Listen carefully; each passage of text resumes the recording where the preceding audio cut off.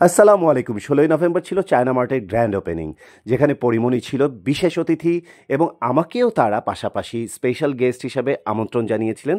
আজ আপনাদের পুরোটা ব্লগে আমি পুরো চায়না মার্টের এই গ্র্যান্ড ওপেনিং দেখাবো। রওনা দিয়ে দিলাম আমি সময় মতো। আমি যাব নিকেতনে, সাথে আমার ড্রেসম্যান জনি, যে আমাকে সবসময় আমার ড্রেসগুলোকে রেডি করে দেয়, তৈরি করে দেয়। ওর অক্লান্ত পরিশ্রম আমার ড্রেসগুলো আপনারা যেগুলো দেখেন সুন্দর সুন্দর। তো সেখান থেকে আমরা চলে গেলাম মনিরস বিউটি লাউঞ্জে। মনিরস বিউটি লাউঞ্জ আপনারা সবাই চেনেন। বিখ্যাত মেকআপ আর্টিস্ট মনিরের এই বিউটি লাউঞ্জে আমি পৌঁছে যাওয়ার পর মনির আমাকে খুব সুন্দরভাবে হাগ দিয়ে সুন্দরভাবে আমাকে স্বাগতম জানালো এবং সে ভীষণ খুশি এবং সে খুব এক্সাইটেড আজকে আমাকে সে কী লুক দিবে। সাথে সাথেই আমার জন্য বিশেষ নাস্তার ব্যবস্থা করা হলো, যাতে আমার পুরোটা সাজতে গিয়ে কোনো রকম ক্ষুধা না লাগে কিংবা আমি বিরক্ত না হই। শুরু হয়ে গেল তার মেকআপের জাদু। তার টাচ অসাধারণ এবং সে আমাকে খুব যত্ন নিয়ে প্রত্যেকটা জিনিস করছিল। মাঝে বিরতিতে আমি একটু জুস খাচ্ছিলাম, ফ্রুটস খাচ্ছিলাম, একটু এনার্জি গেইন করছিলাম। মাঝে মাঝে প্রচুর ফোন আসছিল, সেগুলো পিক করছিলাম। আমার সাথে ম্যানেজার ছিল। আমি সব কিছু মিলিয়েই খুব বেশি এক্সাইটেড ছিলাম দেখি মনির আজকে আমাকে কী সাজায়। সে আস্তে আস্তে করে আমার ফার্স্টে তার বেসটাকে সুন্দর করে ক্রিয়েট করে নিল। এরপর সে খুব সুন্দর করে আইটাকে সেট করে নিল। আমি রেগুলার যে মেকআপ করি সে মেকআপ থেকে সে আমাকে বের করার ভীষণ চেষ্টা চালিয়েছে। এরপর সে আস্তে আস্তে করে আমার হাইস, আমার বোন, আমার গাল, চিক্স, ইচ অ্যান্ড এভরিথিং। সবচেয়ে মজার বিষয় এখন ঘটবে, ও আমার চুলগুলোকে কেটে ফেললো। দেখুন এ কী অবস্থা করলো সে। উইদাউট মাই পারমিশন হঠাৎ করে দেখি সে আমার চুলগুলোকে এলোমেলোভাবে করে সে কাটা শুরু করে দিল। কাটতে কাটতে এক পর্যায়ে সে একটা স্টাইলে গিয়ে দাঁড়ালো এবং সে স্প্রে করে নানানভাবে আমার চুলটাকে নিয়ে এক্সপেরিমেন্ট করতে লাগলো। আমিও খুব অবাক হয়ে দেখছিলাম যে আসলে সে কী করে। প্রথমে ভয় পেয়ে গেলেও ওর প্রতি আমার ভীষণ ভরসা বা আস্থা ছিল। আস্তে আস্তে ও ফিনিশিং টাচ করে একেবারে আমাকে কমপ্লিট রেডি করে গেল। এই যে আমার বিউটিফুল ড্রেস আজকের জন্য আমি যেটা নির্ধারণ করেছি এবং আমি নিজে ডিজাইন করে অর্ডার করে বানিয়েছি। অল ওভার স্টোনের কাজ, অনেক রকমের স্টোন এখানে বসানো হয়েছে। ড্রেসটি করতে একটু সময় লেগেছে, কিন্তু খুবই চমৎকার একটি লুক আপনারা দেখতে পাচ্ছেন। অবশেষে আমি রেডি হয়ে গেলাম ড্রেসিং রুমে।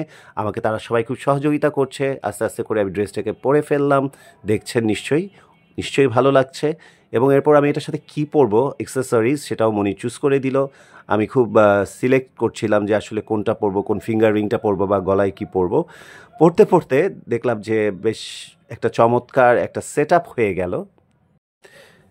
ফাইনালি যে রিংগুলো আমি চুজ করেছি সেগুলো আমার এক এক সময় কেনা। আমি খুবই জুয়েলারি পছন্দ করি রিসেন্টলি। সো আলটিমেটলি আমি রেডি হয়ে গেলাম একেবারে পুরোপুরি।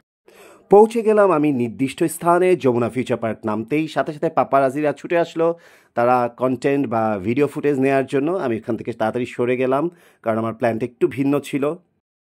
তারপর আমি খুব সময় মতো পৌঁছে গেলাম তাদের শোরুমে এবং চায়না মার্টের ওনাররা সবাই, আদিল এবং তার বড় ভাই ভাবি সবাই আমাকে খুব সুন্দরভাবে ফুলেল শুভেচ্ছা দিল, সুন্দর করে স্বাগতম জানানো, ওয়েলকাম জানালো।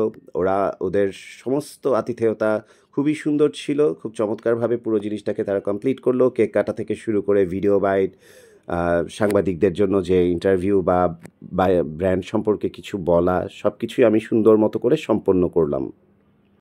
আপনারা হয়তো ইতিমধ্যে জেনে গেছেন যে সেদিন প্রোগ্রামে একটু হট্টগোল, একটু ঝামেলা হয়েছিল। পরিমণি এসেছিলেন এবং পরিমণি যেহেতু কোথাও যায় না এবং পরিমণি অত্যন্ত জনপ্রিয় নায়িকা, আপনারা জানেন, আমার প্রিয় বন্ধু। তো সে আসার পর এত মানুষের ভিড় হয়ে গিয়েছিল মার্কেটে অতিরিক্ত, এবং রাত বেশি হয়ে যাওয়াতে, মার্কেটের এসি বন্ধ হয়ে যাওয়াতে, যমুনা কর্তৃপক্ষের সেই ধরনের নিরাপত্তার একটা ব্যাপার ছিল, নানান রকম ইস্যু, কর্তৃপক্ষের আয়োজনের একটু ল্যাকিংস ছিল। সব কিছু মিলিয়ে সেভাবে পুরোপুরিভাবে সেই প্রোগ্রামটিকে যেটা করার কথা সেভাবে সে কমপ্লিট করতে পারেনি। সেই জায়গাটা একটু ল্যাকিংস থেকে গিয়েছিল এবং সে তারপরেও পুরো জিনিসটা যতটুকু পেরেছে সহযোগিতা করেছে এবং পুরো প্রোগ্রামটা এই সাংবাদিক ভাই বোনদের উদ্দেশ্যে সে তাদের পাশে গিয়ে দাঁড়িয়েছে খুব সুন্দরভাবে। চমৎকার একটি স্টেটমেন্টও দিয়েছে এবং পরবর্তীতে কারো বিরুদ্ধে কোনো কমপ্লেইনও রাখেনি। দিস ইজ পরি, অলওয়েজ সব কিছু থেকে সবসময় মানুষকে অন্যরকমভাবে করে চিন্তা করে। এরপর ওদের যে ব্র্যান্ডের শোরুমের লোকজন আমাকে পুরো ব্র্যান্ডটাকে ঘুরিয়ে ঘুরিয়ে দেখাচ্ছিল। ওদের অ্যাক্সেসরিজ, ওদের পুরোটা জিনিস খুবই চমৎকার, একেবারে ইউনিক। আমার ভীষণ পছন্দ হয়েছে। ব্যাগ, জুয়েলারি, শুজ, স্নিকার্স, ছেলেদের স্নিকার্সগুলো তো খুবই সুন্দর, সানগ্লাসেস, ইচ অ্যান্ড এভরিথিং আমার ভীষণ ভালো লেগেছে। সো চায়না মার্টের যাত্রা শুভ হোক। অনেক অনেক শুভকামনা চায়না মার্টের জন্য। ধন্যবাদ সবাই।